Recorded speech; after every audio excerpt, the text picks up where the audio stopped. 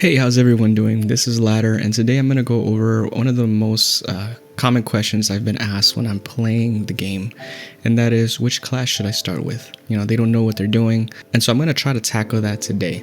So we're just going to go straight to it, and we're going to go to the barracks so we can look over the classes. And today I really wanted to just go over 3, but I'll mention 2 extra. The top 3 classes that I'm going to suggest are Rifleman, Medic, and Support. And I'm going to go over them from the least responsible to the most responsible. So let's start with Rifleman. This guy has the least amount of responsibility. For the first loadout for each faction, you have your basic rifle. Aside from that, everyone has 2 grenades, 2 bandages, a hammer, a small ammunition box, and a melee weapon. Each one has a different melee weapon. One has a knife, one has a spade, and the other one has a spade as well.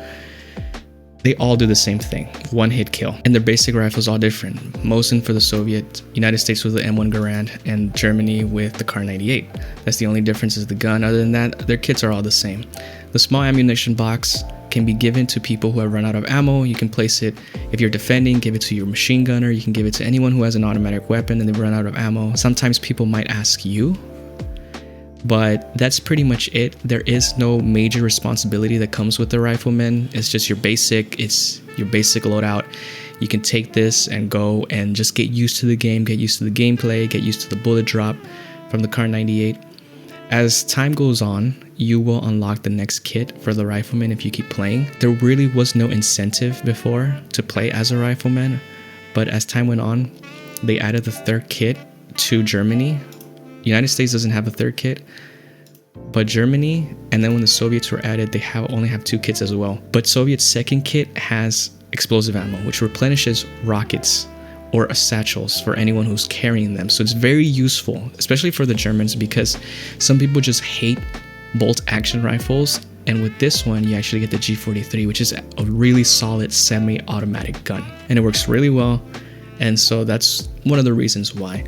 So that's the Rifleman in a nutshell. You can look at each loadout and see what it consists of.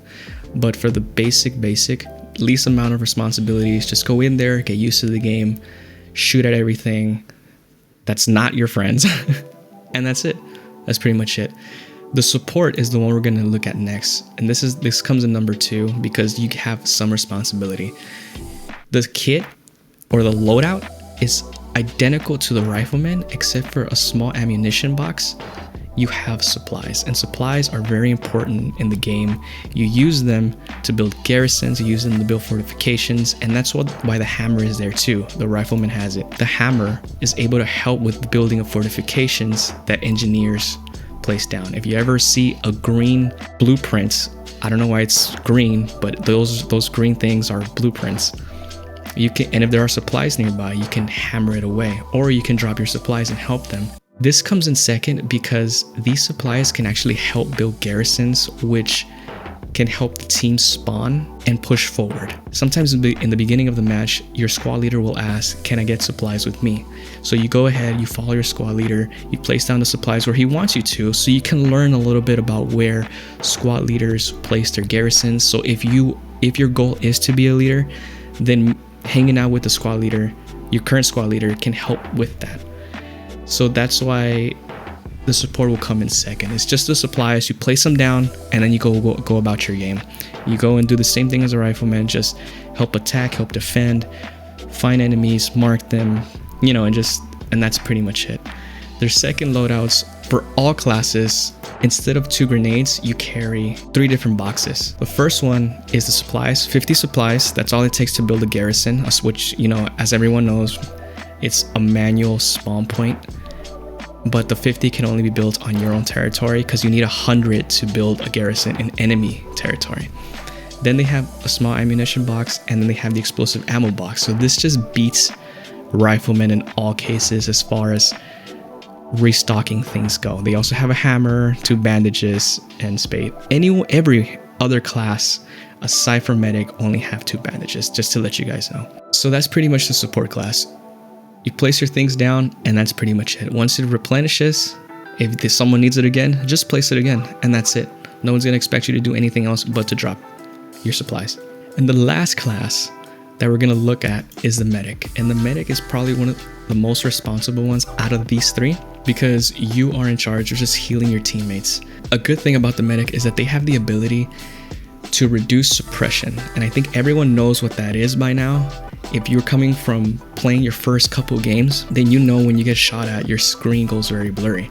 But if you hang out as a medic with your squad and your squad lead, it reduces that amount of suppression. I don't know how much percent it is, but it's very, very high, and it reduces the amount of suppression. So let's go over the kit. So each medic has your basic rifle, they have a pistol, they have 2 smoke grenades, they have 20 morphines, but in the case of Soviets, you actually have 20, you just have revives, which it's basically like a pat on the back, and you revive them.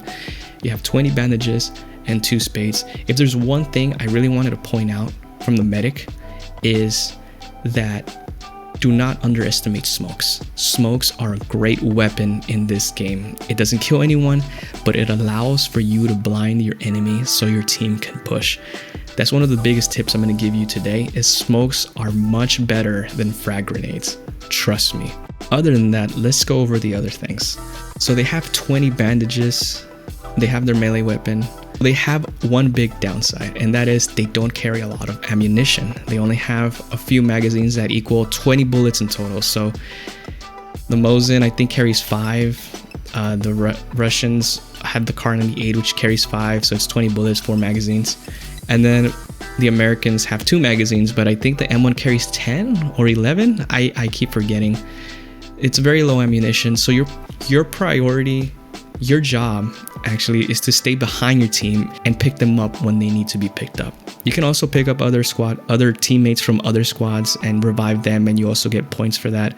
But yeah, so that's your responsibility. You're not going to be running and gunning. You're going to be laying back and healing and picking up.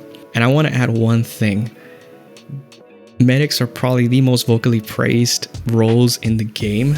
Everyone loves a medic, everyone shouts for a medic, everyone wants to be picked up by the medic, or at least the majority do. People who are experienced players will most of the time wait for a medic. So that's why I wanted to mention that. Let's look at the second kit. In the second kit, for every medic, you lose your rifle and you only have a pistol. But in exchange, you have 4 smoke grenades, which is very, very good. I love having the 4 smoke grenades, especially on the beaches of Omaha. You just throw them down and that's it. Then you have 20 morphines, 20 bandages, a knife, and then the medical supplies. So the medical supplies replenishes bandages to whoever. So if someone who ran out of their 2 bandages, they can just resupply here. It's not the greatest thing in the world, but it's there. I wish they would switch it with something else, but it is what it is. Then you have your melee weapon. But I think what really shines here is just having the 4 smoke grenades. Sometimes I go medic just to spam the grenades because it's awesome. But yeah, that's about it. I mean, this is it. These are the 3 classes that I would suggest for anyone who's barely starting. I wanted to throw that out there. And this is for anyone who's maybe just played 2 matches, maybe less than 5, maybe less than 10 hours, and they're really trying to find their way in the game. Not a lot of people are going to know what to do. Not a lot of people want to feel like it's their fault if something bad happens, if they choose another class like an anti-tank and they don't blow up a tank or something like that. I don't want them to be at fault, especially if they're officer. Try to avoid the leadership roles. That's another tip I'm going to tell you. Try not to be a leader in the beginning. It's very, very overwhelming. It's going to be a lot as a very new player. So yeah, these are the top 3. I am gonna suggest 2 more. These are for the people that really just want an automatic weapon, and that's either assault or automatic rifleman. So these 2, depending on the faction, like in Soviet and in the United States, you get automatic weapons. You get the Thompson and the Bar for United States for the assault and automatic rifleman. In Germany, you get an STG-44 for the beginning, and the assault you get a G43. So this is the gun that you would get as a rifleman for level 9. But chances are people take assault a lot, so you might not get a chance. So you might want to do rifleman. So these kids are actually nice. They're in charge of just leading the attack or just going head first because they do have an automatic weapon, which is good for medium to close range. But they also carry grenades and smokes and hammer and their melee weapon. There's not really much responsibilities for them as well. These are for the people that really want to just engage with an automatic weapon. Some people prefer semis or bolts, some people prefer automatic, and so I would suggest these two for that. But for anyone who's just trying to learn the mechanics of the game and just trying to shoot, then these three would be probably the ones I would go with. As time goes on, start experimenting. If you want to go MG, if you want to go anti-tank, if you want to go engineer, if you're trying to do tank, try to learn how to shoot as a crewman. Same thing with the spotter sniper. Try to be a sniper, but it's hard because everyone wants to be a sniper. But so yeah, that's about it. The rifleman, medic, support, and then followed by automatic rifleman or assault. Those are the classes I would suggest in the beginning. But then again, this is just my suggestion. Everyone's gonna have a different opinion. Some people just want to go straight machine gunner. That's fine too. It's all up to you. It is a video game. You bought it. You play however you want. But for those who don't want to feel like they're dragging their team down and really want to learn the game and really want to just take it step by step, then just go with those. Avoid leadership, play with rifleman, medic, support, and then just as you grow and as you learn the game, then start experimenting with other classes. So yeah, that's about it. That's all I got to say for you guys today. I hope you guys enjoy your games, and I hope you stick with it. So yeah, you guys have a good night, and I will talk to you guys later.